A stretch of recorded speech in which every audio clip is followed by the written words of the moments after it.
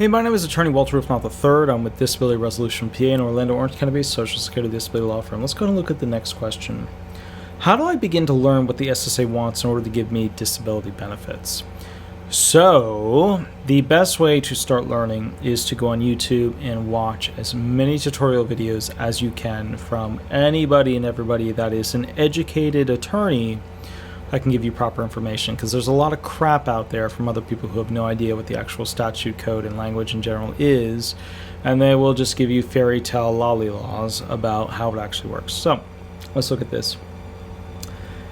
Step 1, watch YouTube videos. Step 2, hire an attorney to go ahead and work the claim with you. Step 3, basically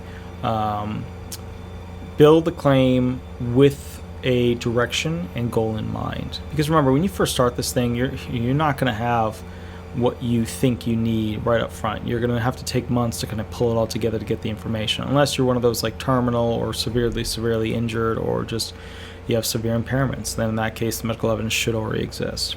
Okay. So how do I begin to learn what the SSA wants in order to give me disability benefits? In my opinion, watch the 5-step sequential process videos. Most people don't start there. They don't care.